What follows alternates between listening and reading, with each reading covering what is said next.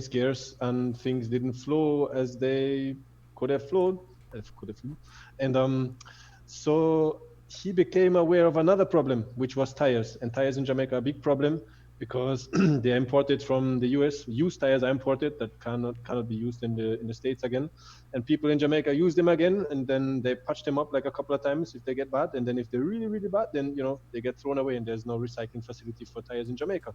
So you have tires left, right, and center all over the place, and they're not really rotting away, but they're breeding mosquitoes and they're causing problems. And then there's a huge landfill close to Kingston, and it burns down regularly, like once per year, and then people get asthma and get sick, and it burns for days and weeks, and they can't out it, and so it's a problem. So I joined the two problems and started to look at old tires with different eyes, and started to see an opportunity instead of a problem in those tires that we looked again a while ago in that little picture. And what happened then is what you see on the following pictures, which is in the first folder. Can we run that one? There we go. Pots. Poof. So what you see? So you see some unusual looking tire pots, and I taught myself how to make different objects out of those old tires that nobody else had used for again. And if you look at them, so there's different shapes. There's opportunities that come along with the ability of transforming garbage into something useful, because you could use it to plant some vegetables and something edible in it, and you could use it to beautify your garden or to beautify other people's garden. And then other people kind of enjoy seeing it because it triggers them to see something they used to see with different eyes. So they see opportunity, they say, oh, maybe I can make that too, and it's actually not that difficult, and maybe I can actually like make a money with it and start sell it as well. So there's like some kind of business opportunities in that as well, and people started to see that, and that was really interesting because the young and the old kind of were really enticed by it, and a lot of beautiful things started happening after that. So did you And like exchange plant pot for a bowl of soup or something like that? well, it took me a few weeks to kind of get the word out and to get good with it as well. And then I was able to sell them actually. So once I made the right connections, it was it started to generate some income. And then because I had the idea of not only doing something good for myself, but I wanted also to do good for the people around me, and ideally do something good for the planet.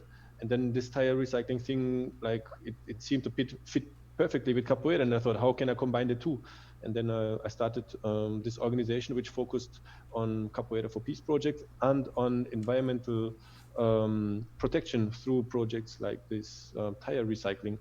And so I started to combine those two lines of work, and started to go for funding, to get funding from international organizations that saw value in that, and also from local businesses, that could see transformation happening in society and in the environment through those projects. And so I That's just interesting. added. Just this morning, I was watching this video of a guy who it was in Polish, but it was the Ears of the Soul. That was his show, and he said that with the positive thinking, we need to reach that 100th monkey. So if there's so many people that have this attitude for recycling and positive outlook and creating positive change in the world, if the 100th monkey does it, then it'll become a norm for humanity. What do you guys think about that? That is fascinating, and it's not at all like my mind was just mostly on the trivial. Well, I say trivial aspect of it. Of if you hadn't have told me that was tires, it probably would have taken me a couple weeks of like looking at the pictures to figure out like that those were not pottery. I was Because there's like, some of them why that the just hell look is like he pots. sending me pictures of plant pots? Well, if you Have look you at them, seen? and in some of them you can see the rim on the inside. I'm not sure, like some of the pictures might show that, because some of them are just really the tires, and you have to cut them and you turn them inside out, and then you have what I call planters, and you What can did put you like a cut piece them of wood with? inside. You actually can do it if it's really like a bad situation you're in and you can't afford like a jigsaw. Then you can actually do it with a knife, because you don't have to cut through the wires in order to get a tire, in order to get a planter or a pot out of it. Other projects require that, but not for the pots. And then if you have a tire on a rim, then you might pay somebody like a few cents to actually lock the tire on an old rim that they don't use anyway, and then you cut it a specific way, and then you're able to turn the tire inside out on top of the rim, and then it looks like an urn or like a Grecian urn, and that gives it a distinct different shape. That's cool. You know what I Very really innovative. like about this whole recycling thing? So there is a book out there, and it's called Cradle to Cradle. That's what the book is called. Don't know the author. I just know what the title's called because it was a cool title. And so basically, it's a concept of that if you're pulling something out of the earth, you have to return it back to the earth. So things just like, so for example, the cotton used for making airline seats, right? They have to make immense amount of cotton. They need an immense amount of cotton for those seats, and so there's a lot of excess. And then when they strip them and recover them, that's a little waste. And so, following in line with this book, what they do is they would melt them down, turn them into felt, and then resell them on to strawberry farmers in Holland, where if they get affected by frost, and so they put this felt blanket over them, and then it rots down and goes back into the earth. And it's a really beautiful concept that I love. Nice. Well, the word recycle itself, right? Cycle, the circle, cyclical, everything is cyclical in life, in nature. You have the moon, you have the sun, you have the days, the months, the years that are passing on, and everything cycles, like is within that natural cycle. So recycle, for me, like the picture I have is like, okay, so there's a cycle and something is out of the cycle, like whatever, the tires, they're kind of out of it, but they're still there. And if you don't do anything with it, then they create a problem. So to recycle, has, to back basically, so you put it back into the circle. So how can we put those things, that we cannot see use for, or that, we see as a problem? Because a problem is just something that is out of the cycle, it's a situation that we face in life that's like, whoa, that's not, part of the flow that I'm really, looking for, and it's out of it. So how can we get it back into the flow of things? That's like what I see when I hear the word recycle. I'm reminded of a story that actually it was an article in a newspaper. And of course I saw it on Facebook, but it was like a picture of the news article about I think it was either a potato or a flour company. They would have their, whatever it was that they were packaging, they would have it in sacks, potato sacks. I think it was potato sacks. And the company found out that mothers were using the excess fabric to create baby clothes. So what the company did to encourage the women who were using this and recycling it to buy more was they started putting patterns onto these potato sacks. I think it was potato sacks. I'm going to be like irritated if that's not what it is, because I like getting things correct. But yeah, they started printing a pleasurable, or what's the word, aesthetically pleasing patterns, so that the mothers could actually create clothes for their children that were fashionable and not looking like literal potato sacks. That's cool. That's a cool story. That's a lovely story. So what really had to happen for that kind of shift to take place? Like whether it's the potato sacks or whether it's the cloth, the fabric, or whether it's, the tires, being used for something like the pots. What kind of shift really has to happen there, first in the mind and then on the outside? And thinking, hey, Dennis, can you lower your camera just a tiny bit? Sure. You're kind of touching there. Thanks. I feel so lucky. I got no, go. I would say somebody's got to introduce a new idea. Someone has got to, like turn the light on where somebody has an idea. So there's got to be some kind of change in thinking, or some spark. I think the spark. I think the spark has to be a need. Mothers needed to clothe their children. They didn't need fancy patterns, but it made it better. But that's an interesting concept, because do we need a new pair of shoes every year? Because if we just made a proper pair of shoes, it would last us 10 or 20 years, right? If you made your own shoes, yeah, but also if you walk appropriately. I'm not kidding. I buy my husband a new, like, he has holes in the bottom of his shoes every 6 months because of the way Isn't he that just walks. like a guy thing to do?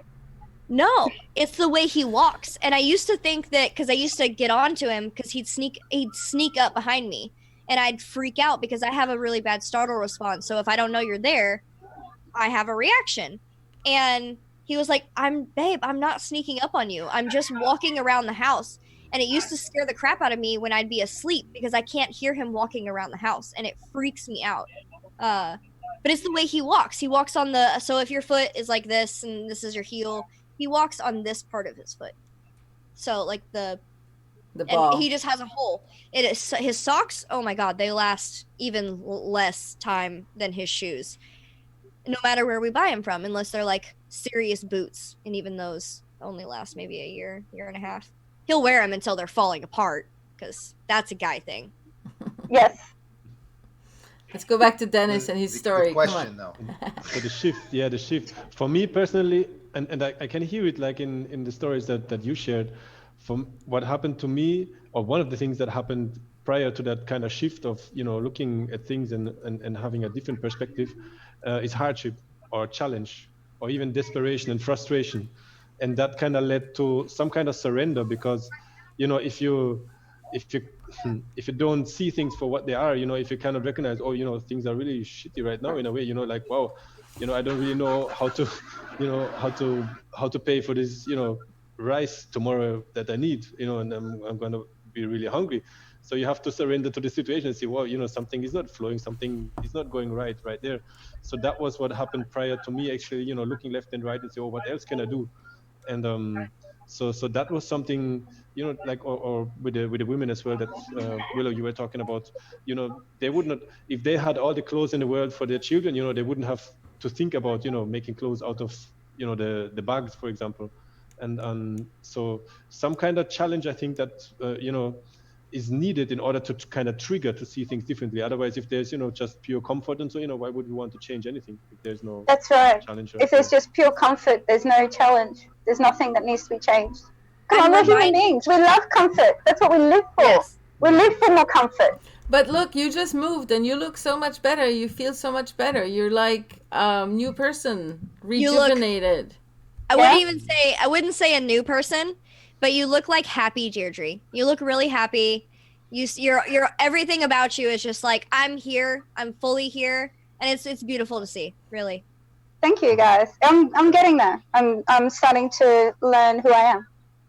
Good. Nice one. A lot of us never got to learn who we were, and we just kind of sit. We don't even realize that we need something else, and It's I a think choice. Yeah. But if you don't realize that you need something else and you want something else, you won't And search for it. What if you're robbed of that choice? What if you're not? What if somebody confines you from that choice, from being who you are? And then you forget because you're not using it. You forget how to use that skill.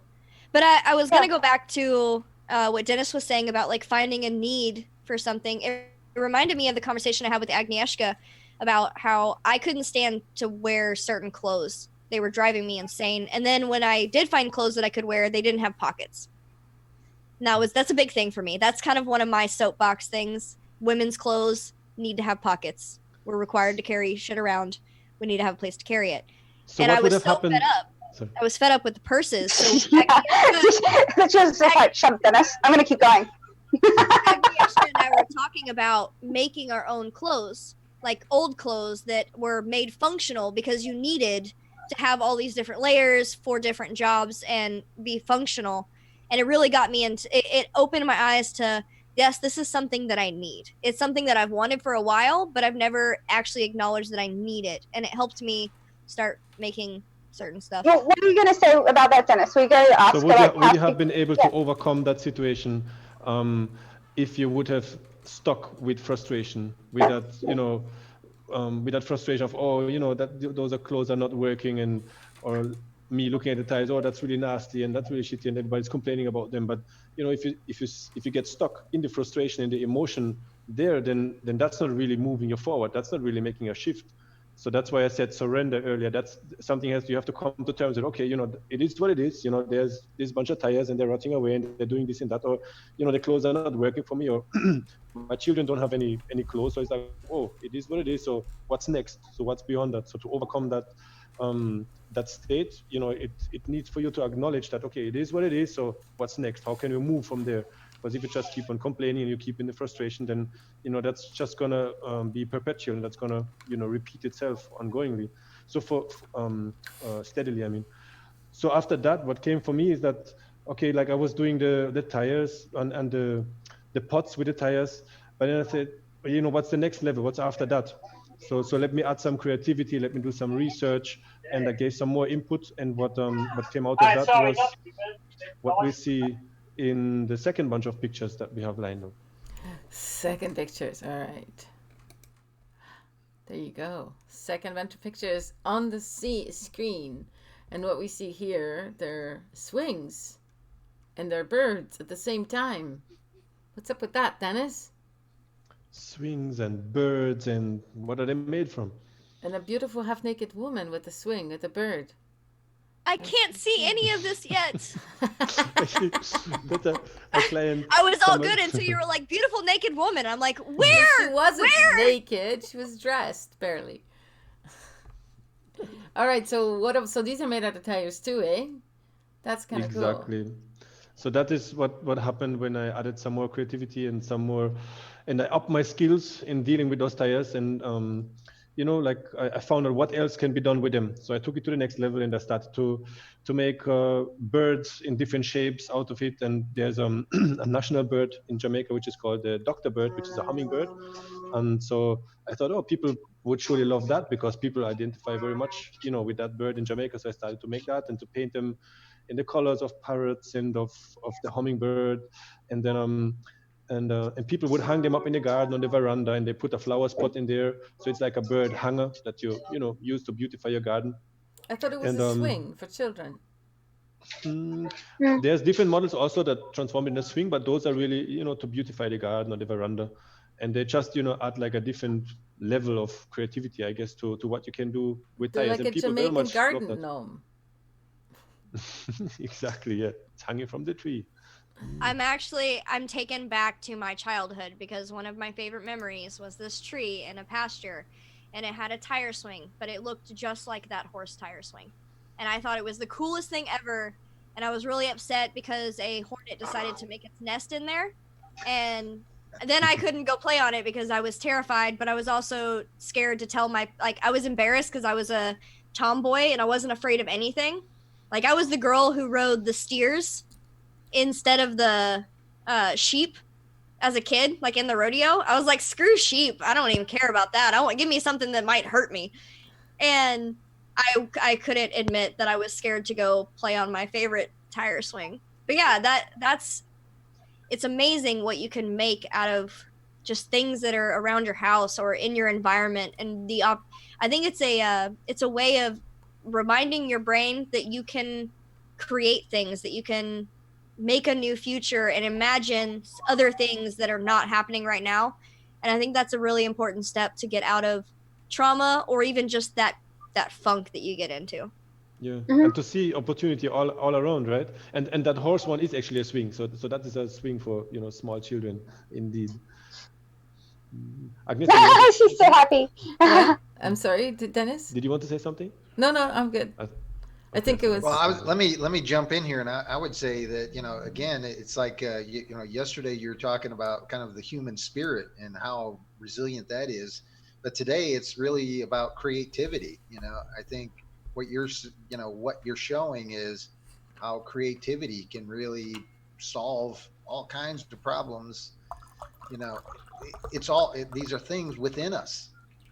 It's amazing. Well done. Thank you. And then I figure it's like, well, if that can work in a so-called third world country where you really have like little to next to nothing, and you can find that and you can get people excited about that, and it's like what you need for that is like, oh well, if you don't have anything else, you need a knife and some water, because that's the trick how to cut the tires more easily with a knife. And it's like and like sometimes I would go to a community and I start out with 2 or 3 guys, And then after half an hour, grandma look outside her yard and say, "Oh, what you guys doing? Oh, I have some plants right here. Oh, you're setting up a green. Oh, nice." Poof, and after half an hour, it was 5. After another hour, there was like 15 people. And then, after half day, there was half of the community, like seemingly was out there, like, "Whoa, look at this." And then the young guys, that once they caught on the trick how to turn the tires inside out, they were like, making competitions who turned the most tires, and they were laughing at each other, the weak ones. "Oh, you can't turn that one. Oh, let me show you how strong I am." And then the small children that can't handle the saw yet, they will come and they paint the tires, and everybody's, it brings the community together. It's like, wow, that's like, what was needed. The garbage was all there before, so it was just that little idea, and like, oh, all you have to do is, this you can learn it in half an hour, or like in 15 minutes, or you turn the tire like A, B, C, D. Oh, that's it. Poof, that's how you turn the tire, and then everything else is up to you. You cut it the way you want it, you shape it the way you want it, you paint it the way you want it, you put the flowers that you want in there. So it's not me, somebody from outside who comes in and say, "Okay, you have to do this and that," and I tell you how to do it. It's like, "Oh, here's this trick, and do whatever you want with it." And then people are naturally creative. So it's like, wow, they learn a trick and then they can make it their own. So they can individualize it and personalize it. So it becomes their own. It's not something that somebody from outside drops there and it's something artificial that nobody appreciates. But I did it with my own hands, and then people, they get a different, they're proud because they did it with their own hands, and they have a different appreciation for the space that they would have created. And it's like, grandma is going to take care of the flowers, and then people go and sit down there and water them and plant some vegetables. And so it becomes like, the space is the same, it's the same community, but you added something to it. So it's like an added value for everybody. So that's really what, like, it blew me away. And then with capoeira, it was a similar thing, because what you need for capoeira is like, even if it's in the dirt under the mango tree, you have an instrument, and you have a bunch of people and they clap hands and we sing, and you can almost do it everywhere. So sometimes it's really the simplest things that make a huge difference in people's lives. And just like you said, what is it? It's like creativity. It's But does it need a mango tree for capoeira? No, yes, so you can have mangoes after you're done. What if it's like, what if there's no mangoes? Well, then you can't do capoeira. That's what I'm wondering. You don't need anything except for a mango tree. Like, okay, but there's no mango trees. I wanted to point out, when you, I think you hit on a really important topic about they did it with their own hands.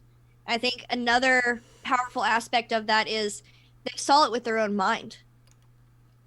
Either they saw what they wanted it to look like in the end, or they saw something that they wanted to emulate, but they saw it, they visualized it with their own mind, and then brought it into reality. And that's a really powerful practice.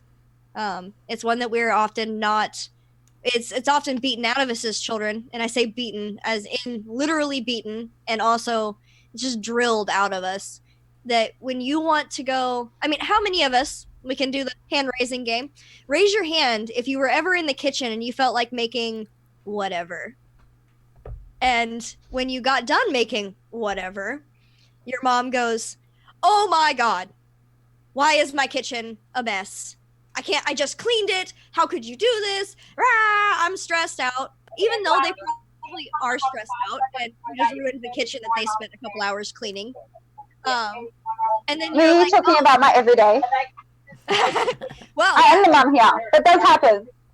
I was just saying, like, how many of us have had the experience where we wanted to do something creative that was gonna be messy, that was gonna inconvenience our parents, and because it was going to inconvenience our parents, they were like, "No, that's not a good idea. You have a bad idea." And then you think that you have a bad idea, and you stop imagining. Yeah, I never do that. If it's going to be a mess, it's going to be a mess. If I just literally cleaned it and they want to bake a cake, then it's a kitchen. It's meant to be eaten in. They just have to clean it up. When I was a kid, sorry, go ahead, Mike. No, go ahead. When I was a child, I somehow got the idea that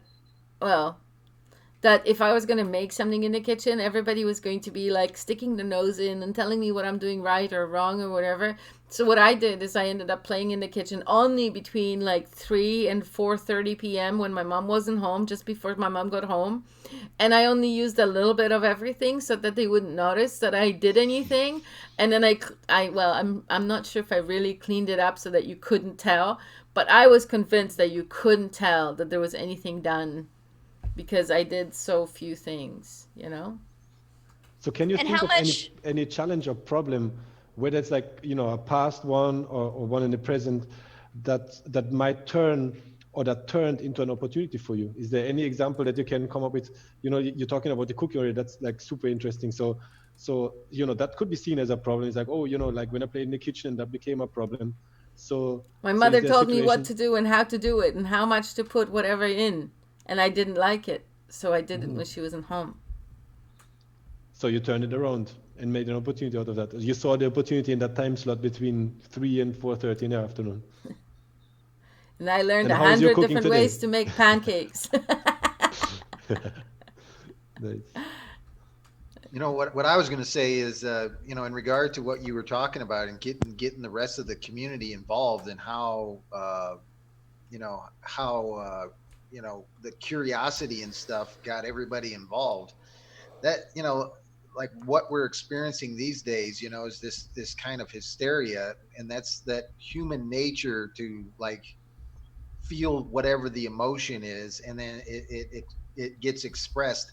But when we go the other direction, we start doing creative things. How you know, how much that sparks the you know, the flames of creativity in other people, and that's certainly something that I think is important, certainly in this time when everybody's got all these negative things happening, and that's kind of what's spreading.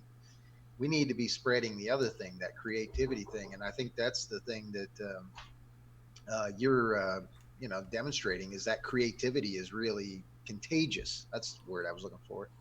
Wow, that's so true, because it tears down boundaries and fear. Like you said, you know, it's like, oh, first people looking at what is this, you know, this strange guy. He's obviously not from Jamaica, this tall guy, this white man. What is he doing, you know?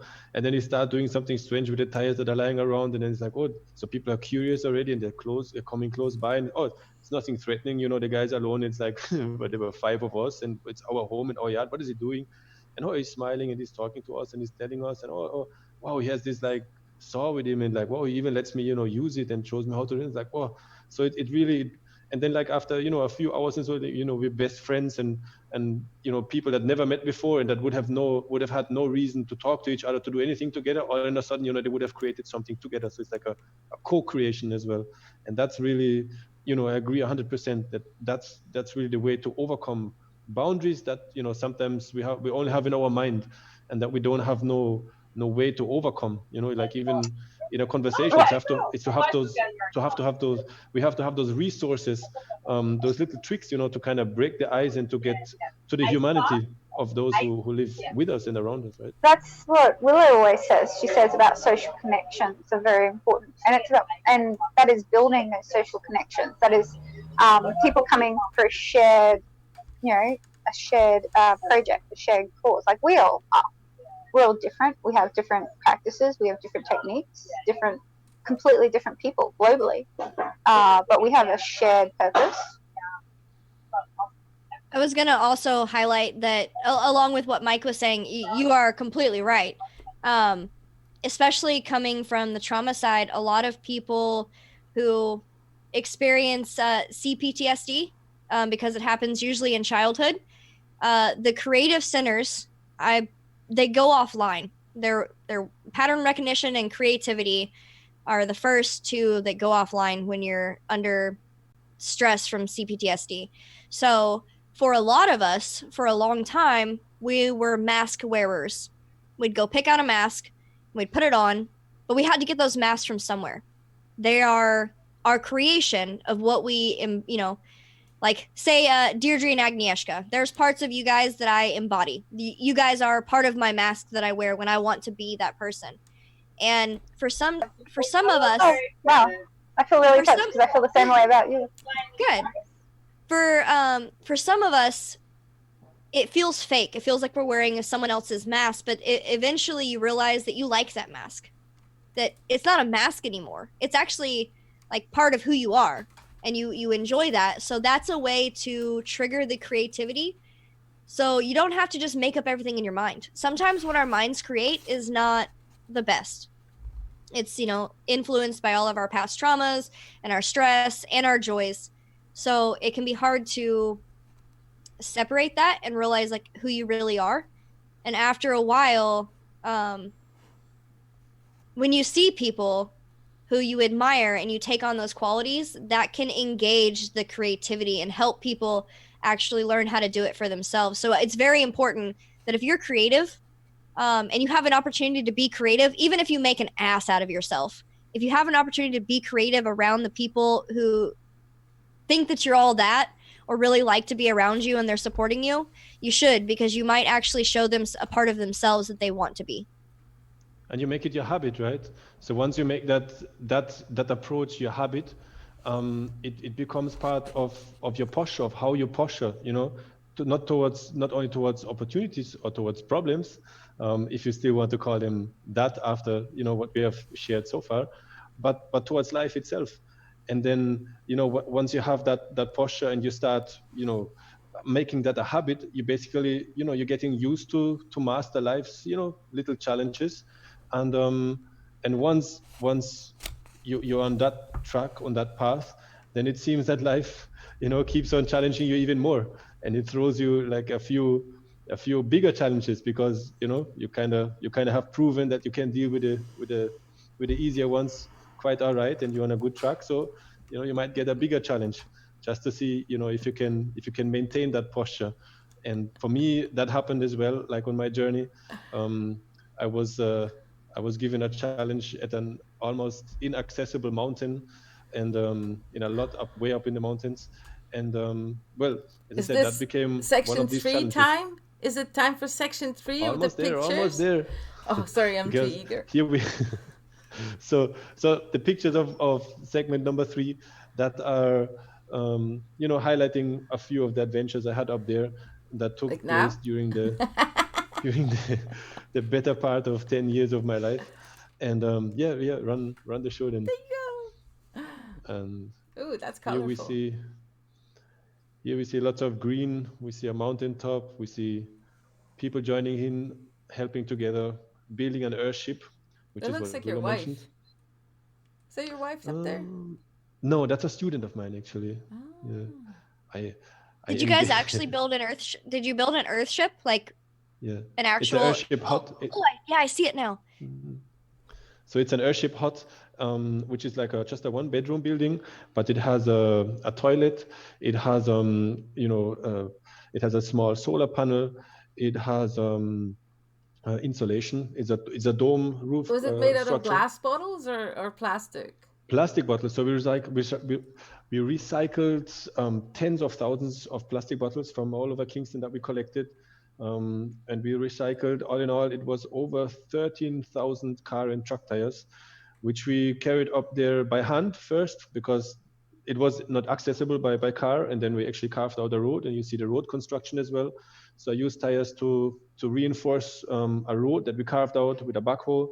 We did retaining walls to stabilize the hillside, because it's a very steep slope. It was almost vertical. And and it took us years to basically cut down the top of a mountain in order to have like a plateau that we could put the building on. Then after, I would put a 30 by 40 feet metal roof construction there, which I dug down into the rock as well to protect it from storm. And so it was a I could talk hours just about the adventures that happened right there. But I guess the thing is also, some of us are really there in life to open up paths that are not even there yet. Others come after to kind of widen the path and reinforce the road, and others come after and bring more people. So it's also part of finding out not only what your challenges are, but also where your strengths lie. And it was a huge challenge, and I've been looking like for the whole project is really like it was to create a center that can accommodate the work with children and youth from the inner cities, to take them out of their really depressing and very dangerous environment, and bring people from different walks of life together in this neutral, safe space, which is embedded in nature, and teach them capoeira, tire recycling, meditation, yoga, music, drumming, dancing, and expose them to a variety of different skills, and so people could pick out what they gravitate to, and then incorporate those skills in their life, and then carry it back into their communities, and spread it there and make a difference in their own lives and in their communities. And that was vision for that center. So Like the I said, like I walls, put like when you guys were making the walls, was it out of straw and mud? Is that what it is? as well cob. It's called cob. Yeah, cob. So Yeah. the walls of the airship are the solid tire walls. So each one of those tires actually holds about 3 or 4 wheelbarrows of dirt, which you have to compact with a sledgehammer. So I spent months, and nights up there with a sledgehammer, just pounding tires. And then they're solid, they're very heavy, so you can't move them afterwards. They weigh like 350 pounds each one. And then you feel those. Why There's do you actually have to pack it down so much? It doesn't hold otherwise? Oh, because it wouldn't be stable. Yeah, exactly. And then the fact that dirt is in them also, it holds the temperature. So those walls are really thick. And then I put an insulation barrier around the tire walls. So that would be like old discarded food boxes, styrofoam that was thrown away. And then on top of that layer, like on the outside, you saw those plastic bottles. So there's another plastic bottle wall, which is laid into cob, which is again mud and straw, which is on site. And then that again has like a small, very small mortar layer on top of it. So the sun will hit the plastic bottle wall, but the insulation behind that will stop the heat from the sun. So the heat never really gets to the tires themselves. And because earth holds temperature, so it will maintain the inside of the hot cool. So it's just like a natural AC that you have inside. So when you open the door and you go inside, it's like, wow, it's nice and cool. While outside, you're really like frying in the hot sun. And then you saw like some pictures where I put some old washing machines together, and then I made a skylight with it. So the hot air, if the air gets like warm in the hot, it will go out through the top because hot air rises up. And then I put another like a water tank on the outside, and we put plastic bottles around it as well to keep the water cool naturally.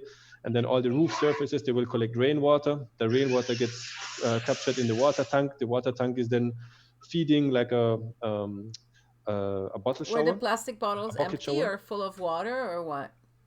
No, those were empty, and then you have to cut them a certain way, and you push 2 inside of each other, and we make a bottle brick with that, and then those get laid or in mud or in mortar as well. Okay, I was gonna ask about that because the Earthships that I've seen, what you guys did with the plastic bottles, they do for decoration and like glass sky bottles. not with glass bottles. Mhm. But it looked like when they were in the wall, I've seen them use aluminum cans for the same thing and inside the concrete because technically it doesn't actually put much weight on the cans. It just Yeah. is for It's a filler. filler. Mhm. And so I was wondering, are the plastic bottles just filler and insulation? Does it hold the same? No, the plastic bottles themselves, they don't insulate. They're just fillers, like you said. And there's like a grid of mortar or of mud, of cob, which has to surround the bottle on all sides, and that will hold it in place. And the plastic bottles or the cans or the glass bottles, then they're really just fillers. They just bring it up. And, we did Kelly's like a a fan bucket shower that of we your brought work. up like that. Kelly just texted she's a big fan. It was like all caps. Awesome. Yeah. So Earthships are pretty cool. They I know, have like, sorry, they go have ones where they have a it provides food. Not only does it recycle the water that you use in the house, but the heating element is actually a greenhouse on the front of the house, and then you can grow whatever you want in there, and then you can open up the greenhouse to go into the house. And I think if you have it closed, it keeps it cooler, and if you open it, it allows the heat to go into the house and will heat the house as well. So like you can just walk out into your front porch and eat some grapes from a tree that you had growing, or Yeah, you can dig down pipes as well under the earth, and then the natural, the temperature of the earth will keep the air cool. And then if you open the skylight, it will suck the cool air out of those pipes that you have under the ground, and it will cool down the place like a natural AC. And the concept of the airships of an airship is that you're completely self-sustainable. So you provide food, or indoors in a greenhouse that's inbuilt, or in Jamaica it can be on the outside as well. Then you have gray water and black water recycling. The water that we catch from all the roof areas that will go into a water tank. From there, you gravity feed it into a bucket. You can use that in the bucket shower to shower. And from there, the gray water from the shower gets into the gray water treatment cells, which is growing food, bananas and papaya trees we had in there.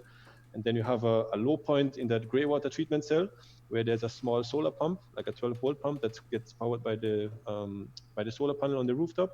And that will pump up the water in the toilet, and you will flush your toilet with the water that you wash your hands with and that you shower with and that you fed your banana trees with. So you use that another time yet to flush the toilet. And then the black water from the toilet also is in a septic tank that has an overflow. And if that ever overflows, then that water will go in the black water treatment cell, which grows, fruit trees and food again, basically. So it's really amazing. And then the whole place is basically designed to use water as much as possible, to use all the elements, of wind, of sun, to provide you with everything you need to live. And that's a concept that blew my mind, because it defies, the notion that many of us live in, that we have to, slave away sometimes in jobs that we don't even like, all our life, or 40, 50 years of Sergi, our can lives, you mute, love? It's getting a little. Yeah, thanks. just to provide, shelter and to put food on the table. And it's like, if it's totally possible to set up housing, that can provide pretty much everything that we need to survive and even to live. And that's something that blew my mind, because it's like, if we could all do that, and we can do it, we don't need no new inventions, no new technology, but that's here right now, that knowledge. So let's do that. And then, let's put our energy and the resource and the creativity that we have as human beings, towards, making even another step forward in our development, so to say, unveiling our true potential. Have you guys seen that couple in Norway? So what they did is, they're in Norway, so they're like more north than even we are here in Canada. And so they put a tiny house inside a big greenhouse. So their whole house is encased in a big greenhouse. And she said it didn't even cost that much. So they bought this tiny little old house. And so when their kids, in the middle of winter, there's freezing temperatures outside, they go outside of the front door and they're in a garden. And the snow is outside of the garden. There is something about that freaks me out. There's something about that fascinates me. Well, it's fascinating because I love the idea that you can walk outside and eat grapes get in whatever the winter. you want in the winter. That is fascinating, no doubt about it. There's something about walking outside of my house and being I don't like being in a glass box, because that means I'm inside and other people are outside and they can see me, and it's almost like I'm being Norway. I don't think there's anybody there. It's in the middle of nowhere. In the woods. Even when I see pictures of like a bathroom that's like a shower, with a fancy tub out in the middle of nowhere, and I got a glass ceiling that's like from this side of the walls all the way up, and I'm like, no, absolutely not. The last place that I want to be able to have glass all around me is the bathroom. Put a bathtub in the middle of the forest under a tree, and I'll bathe in it naked. Yeah, you put a bathtub. I'm probably gonna be kidnapped by fairies, because if you put a bathtub in the middle of the woods, I'd be tempted to go take a bath. But you put a glass box around it, and I'm like, nope. Well, the cool thing that the Norwegian lady said, she said they don't treat their house. Like, on the outside is just raw wood, because the house never sees the outside, the wind or the rain. So it doesn't have to be protected like if it was outside. So they let it like natural wood. Like, they scraped all the old paint off, and they just had natural wood. So with that, I really want to invite everyone to look at your very own challenge that you have right now. Maybe you want to remember the problem that you wrote down earlier in the show, or just spontaneously come up with one that you have right now. And with all those examples that we kind of touched upon and that we shared, just be invited to look at those, and don't only look at them as a problem that holds you back, but look at it as an opportunity, as a stepping stone, to your individual next level of your life experience. And I think that's already like a key as well, because that really invites you to look at it. It's like, whoa, that's actually exciting. It's like, oh, it's not overwhelming again, because that's exciting. That's, we always say triggering complexity. It's like, okay, bring it on. If you give me a challenge life, bring it on full blown, because, my mommy never raised no fool. So bring on the problems, because I'm here, I'm here to be excited, and I want to be challenged. And what could lie behind, the seemingly humongous problem that we are facing right now, whatever it is in your life, what's on the other side of it, and focus on that. What could be the new you? What is, what has life, in its pocket for you, and what is there for you to take, and what do you have to do? What kind of posture will you have to assume? What I like about that is I always ask my clients, what is life asking of you in this moment? Even in challenging times, you can always go, what is life asking of me? Yeah, what are the kind of qualities you have to develop to improve upon, in order to reach the other side?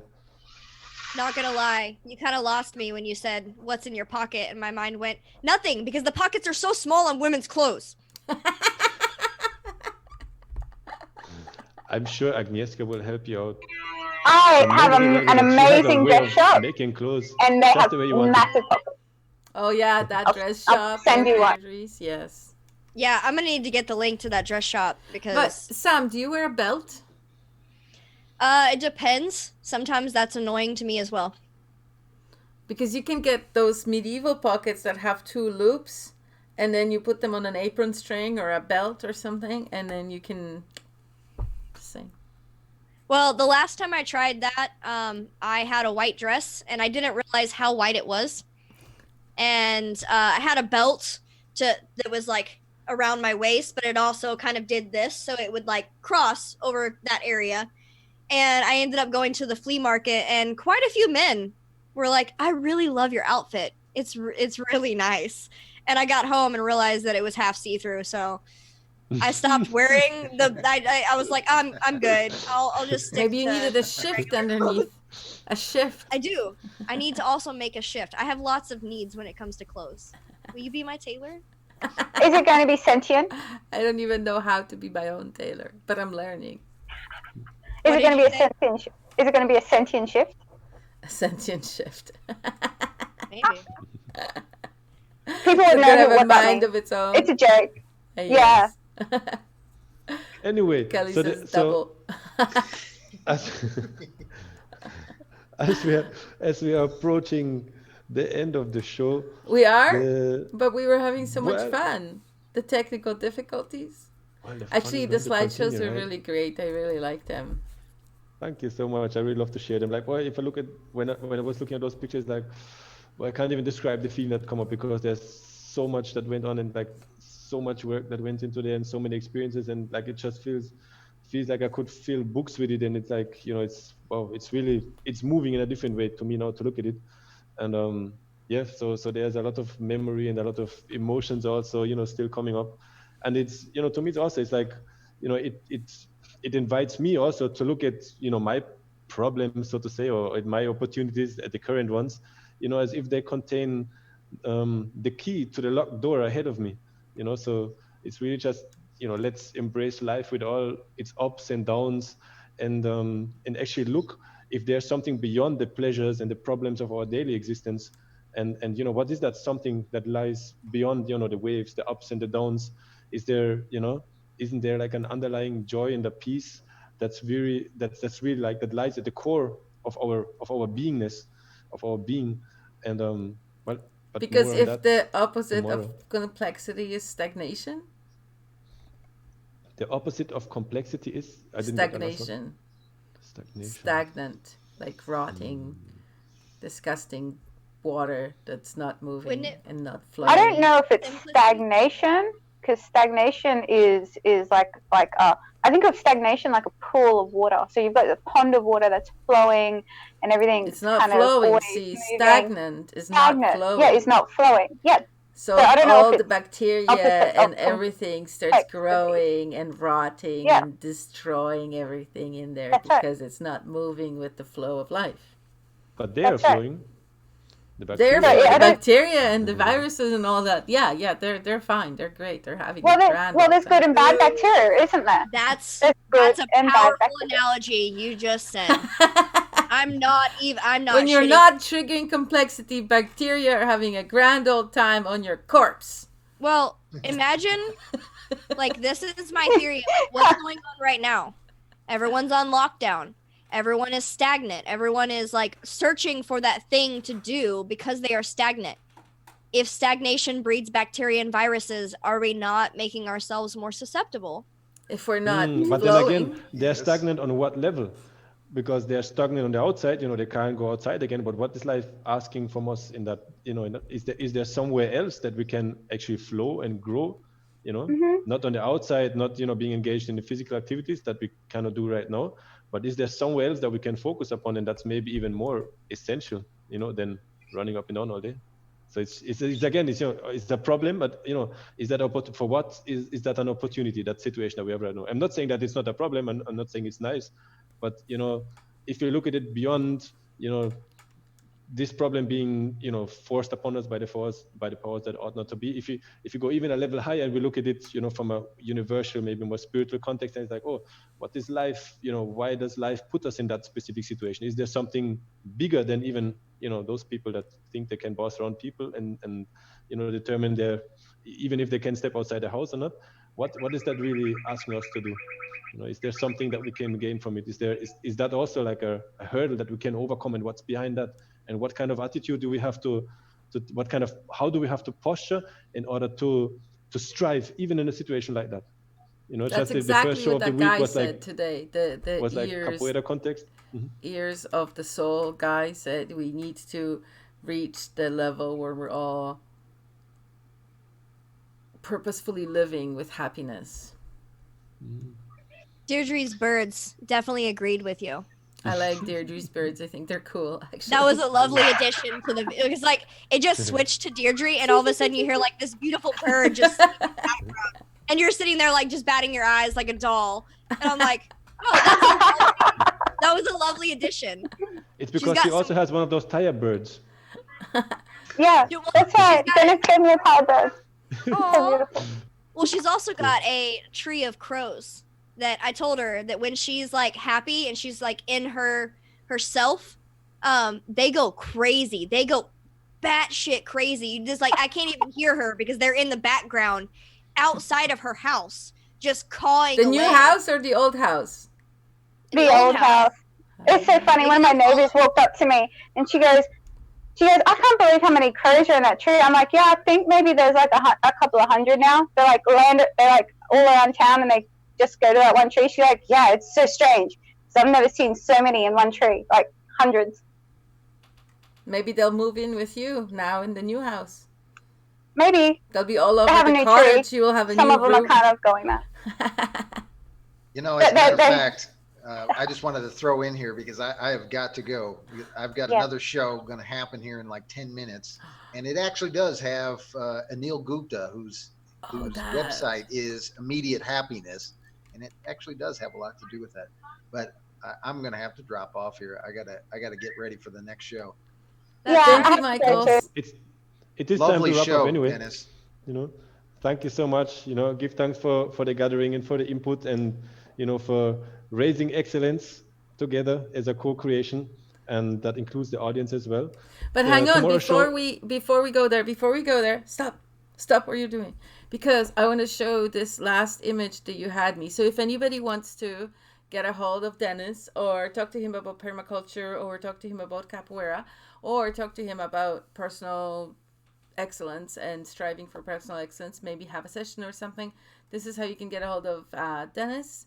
So yeah, yes, there's still some slots, so go book your free first 30 minutes and challenge me to facilitate some freedom in your life. Challenge, he likes complexity. Trigger complexity for me, yes, man. And That's tomorrow's show is going to be business moving from darkness to light, so we're going to stay on topic of mastering challenges and finalize the week with moving from darkness to light. Perfect. And next week we do all about psychosomatic therapy. I already got people confirmed. Yes. All about body awareness, knowing what your body's speaking when you're not paying attention. Nice one. Thank you so much for sticking with us. And despite, sorry for the technical difficulties. Yes, bear with us. So. And yes, that being said. Do you have an instrument to play during the outro or what? Because I'm about to play the outro. We need like some kind of entertainment value there. Go on, go play it. Let me play the drum. All right. So I'm playing it right now. Okay. Bye, everybody. Bye. Oh, it's not working. His mic is cutting out again. That's too bad. That's too bad. It needs too to much be energy. closer The drum to is too much energy. Oh.